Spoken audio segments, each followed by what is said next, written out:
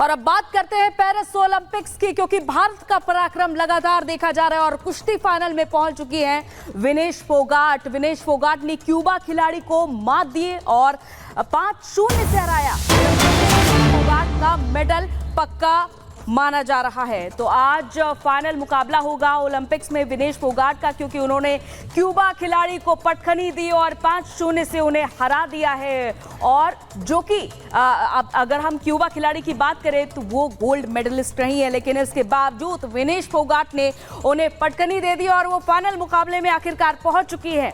और विनेश से देश को गोल्ड की उम्मीद है और ऐसे में हर तरफ बधाइयों का तांता लगा हुआ है। विनेश फोगाट के लिए चारों तरफ से बधाइयां आ रही है और साथ ही साथ ये भी देखा जा रहा है कि फाइनल में विनेश फोगाट अब पहुंच चुकी है तो गोल्ड भारत की झोली में आकर के गिरेगा, ये उम्मीद जताई जा रही है। दो तस्वीरें आपके सामने, फाइनल में फोगाट पहुंच चुकी है और इसके बाद बधाइयों का लगातार तांता लगा हुआ है। क्या विपक्ष क्या पक्ष, सभी बधाइयां दे रहे हैं विनेश फोगाट को। और ऐसे में देखना होगा कि विनेश फोगाट क्या गोल्ड ला पाती है भारत के लिए, क्योंकि उम्मीद तो यही जताई जा रही है जिस तरीके से उन्होंने पटखनी दी है अपनी प्रतिद्वंदी को।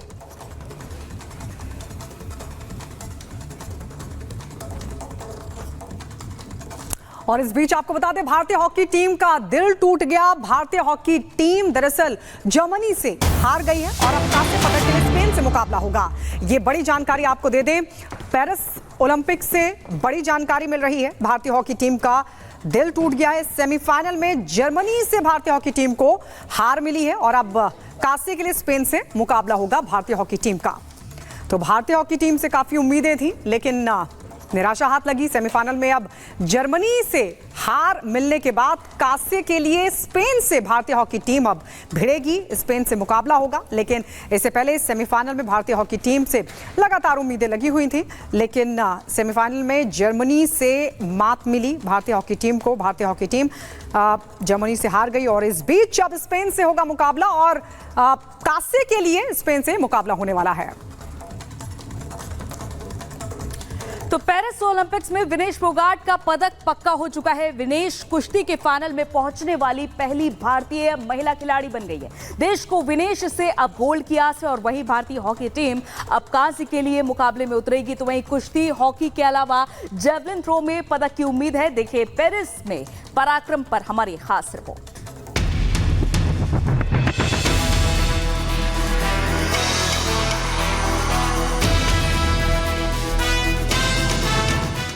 ओलंपिक कुश्ती में भारत का दम। कुश्ती फाइनल में पहुंची फोगाट, दुनिया के मंच पर दिखाया दम। विनेश के दांव से दुनिया चित, इसे कहते हैं काम से जवाब देने का सलीका।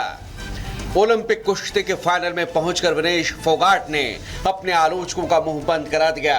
दुनिया के मंच पर और खासकर ओलंपिक फाइनल में पहुंचने वाली वो पहली भारतीय महिला पहलवान हैं। फाइनल में पहुंचकर विनेश ने सिल्वर तो पक्का कर लिया है, लेकिन देश को विनेश से गोल्ड की आस है। अब तक पेरिस ओलंपिक में भारत ने 3 कांस्य पदक जीते हैं और तीनों ही निशानेबाजी में मिले हैं। अब विनेश फोगाट ने ओलंपिक में सोने की उम्मीद जगाई है। विनेश फोगाट ने पेरिस ओलंपिक 2024 में इतिहास रच दिया है। उन्होंने महिलाओं की 50 किलोग्राम कैटेगरी के सेमीफाइनल में क्यूबा की पहलवान यूसेनई इलिस गुजमैन को हराकर फाइनल में जगह बनाई। विनेश की जीत से देश गदगद है। सोशल मीडिया पर तरह तरह के संदेश लिखे जा रहे हैं और फाइनल में गोल्ड के लिए दुआएं मांगी जा रही है।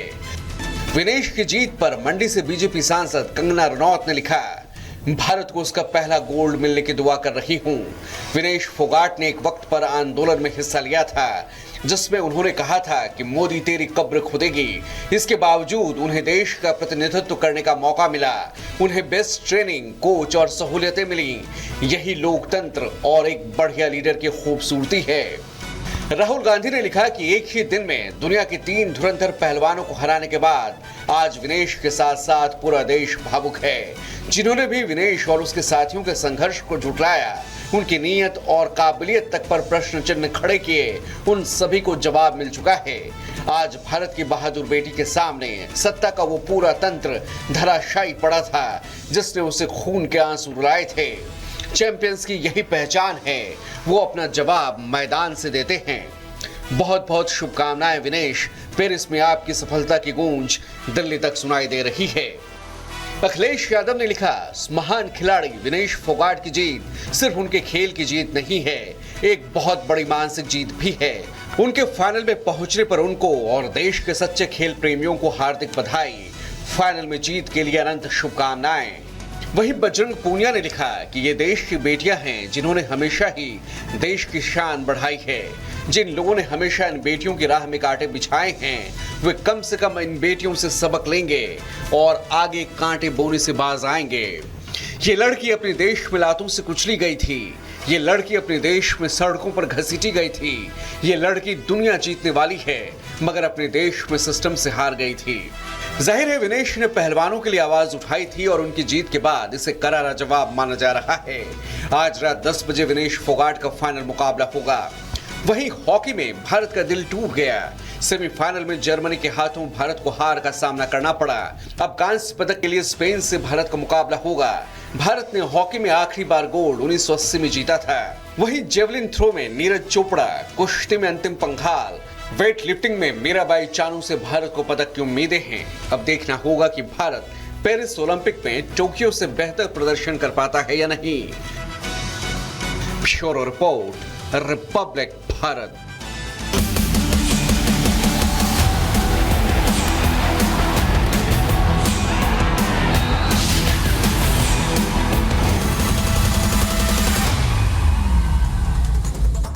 और उधर इजराइल के खिलाफ हिजबुल्लाह ने एक वीडियो जारी किया जिसे हिजबुल्लाह का प्रोपेगेंडा वीडियो बताया जा रहा है। लेकिन इसमें हिजबुल्लाह ने ये दिखाने की कोशिश की कि बीते 300 दिनों में आखिरकार उसने इजराइल के सैन्य ठिकानों पर हमला कर उसे कितना नुकसान पहुंचा है। रिपोर्ट देखिए।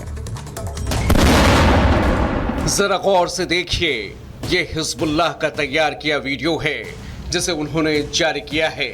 हिजबुल्लाह इस वीडियो के जरिए ये दावा कर रहा है कि पिछले 300 दिनों में किस तरह उसने चुन चुन कर इजराइल के सैन्य ठिकानों को निशाना बनाया है और इन हमलों में किस तरह इजराइल को भारी नुकसान पहुंचा है। इसे आप हिजबुल्लाह का प्रोपेगेंडा वीडियो भी कह सकते हैं। हमले में इजराइल को भारी नुकसान का दावा किया गया है। हिजबुल्लाह लगातार इजराइल को निशाना बनाने में जुटा है।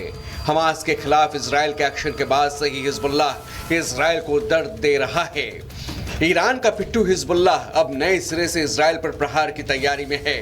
इस्माइल हानिया की हत्या के बाद से तिल मिलाए ईरान ने हिजबुल्लाह को मानो खुली छूट दे दी है। ईरान खुद इजराइल से हानिया की हत्या का बदला चाहता है। ईरान और हमास ने इस्माइल हानिया की हत्या के लिए इजराइल को सीधे तौर पर जिम्मेदार ठहराया है। और चलिए अब बात करते हैं जम्मू कश्मीर की, जहां पर लगातार मुठभेड़ जारी है और आतंकियों के साथ मुठभेड़ में 2 से 3 आतंकियों को घेर लिया गया। इसी से जुड़ी हमारी 1 मिनट में पूरी खबर देखिए। जम्मू कश्मीर में एक बार फिर आतंकियों और सुरक्षा बलों के बीच मुठभेड़ शुरू हो गई है। जानकारी के मुताबिक ये मुठभेड़ उधमपुर जिले के बसंतगढ़ में चल रही है। इसमें सेना और प्रदेश पुलिस की संयुक्त टीम ने आतंकियों के खिलाफ अभियान चलाया हुआ है। शुरुआती जानकारी के मुताबिक यहां 2 से 3 आतंकी फंसे हुए हैं। सुरक्षा बलों ने पूरे इलाके की घेराबंदी कर दी है। इससे एक दिन पहले ही अनंतनाग में सुरक्षा बलों ने आतंकियों के 3 मददगारों को गिरफ्तार किया था। इनसे हथियार और गोला बारूद की बरामदगी हुई है। पकड़े गए आतंकी मददगारों की पहचान दाऊद अहमद डार, इम्तियाज अहमद रेशी और शाहिद अहमद डार के तौर पर हुई है। तीनों हसनपोरा तवेला के निवासी हैं। जम्मू कश्मीर में सेना लगातार आतंकियों के सर्वनाश में जुटी है।